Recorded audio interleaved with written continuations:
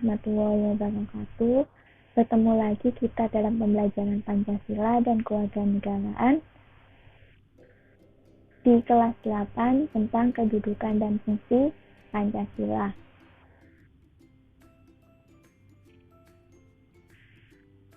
Pada pembahasan kita kali ini, yang pertama kita akan mengulas secara singkat sejarah perumusan Pancasila.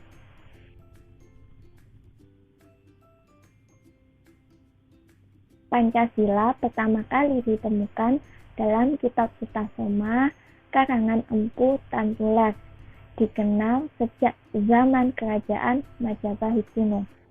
Istilah Pancasila dalam bahasa Sanskerta mempunyai asal kata panca yang artinya 5 dan sila yang berarti sendi atau asas, atau bisa disebut sebagai batu sendi yang 5 dan berarti pelaksanaan kesusilaan yang 5 atau Pancasila Krama.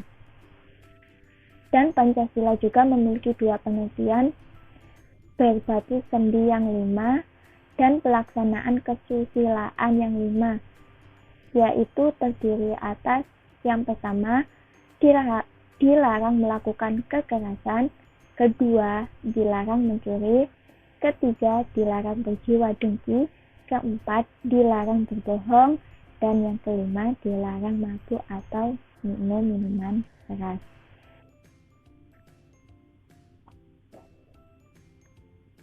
Selanjutnya, dan istilah Pancasila ini dalam kehidupan kenegaraan dikenalkan pertama kali oleh Insinyur Soekarno dalam sidang BPUPKI yang pertama tanggal 1 Juni 1945. Dan menurut Insinyur Soekarno, Pancasila adalah isi jiwa bangsa Indonesia yang turun-temurun sekian abad lamanya terpendam bisu oleh kebudayaan Barat. Dan menurut Muhammad Yamin, bahwasanya Pancasila berasal dari kata panca yang berarti 5 dan sila yang berarti sendi, atas, dasar, atau peraturan tingkah laku yang penting dan baik. Dengan demikian, Pancasila merupakan 5 dasar yang berisi pedoman atau aturan tentang tingkah laku yang penting dan baik.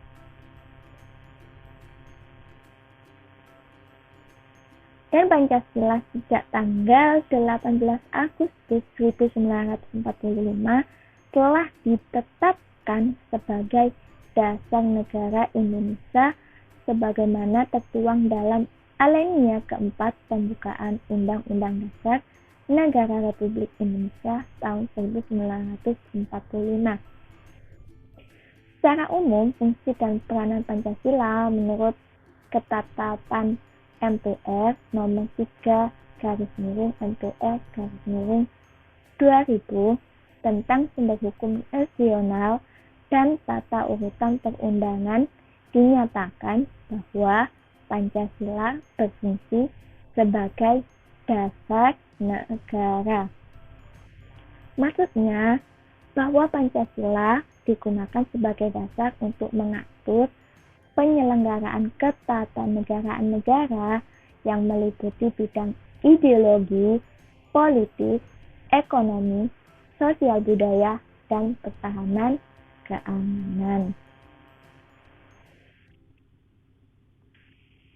Dan bahasan yang kedua dalam pertemuan kali ini mengenai fungsi dan peranan Pancasila. Fungsi dan peranan Pancasila di sini ada 7, dibagi menjadi 7. Yang pertama, Pancasila sebagai jiwa bangsa Indonesia, yaitu Pancasila sebagai jiwa bangsa berfungsi agar Indonesia tetap hidup dalam jiwa Pancasila, setiap bangsa dan negara tentu memiliki jiwa. Dalam hal ini, Pancasila menjadi jiwa bangsa Indonesia.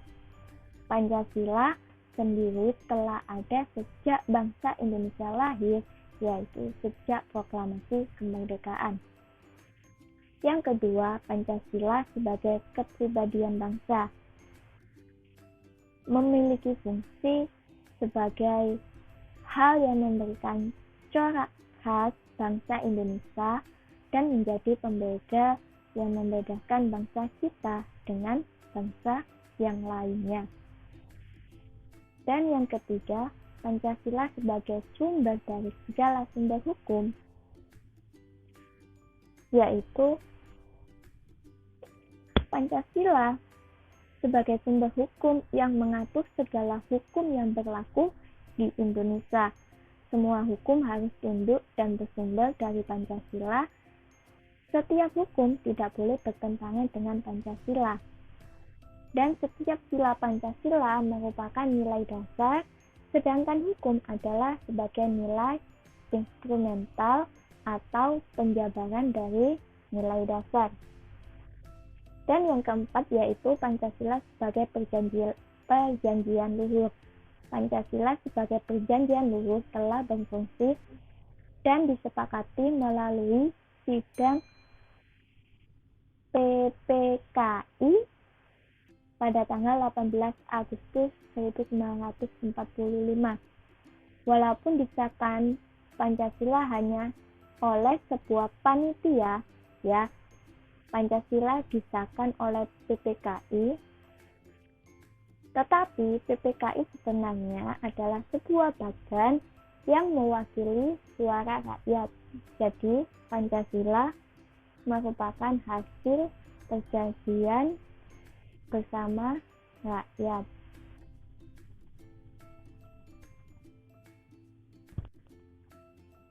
Dan yang kelima, Pancasila sebagai cita-cita dan tujuan bangsa Indonesia.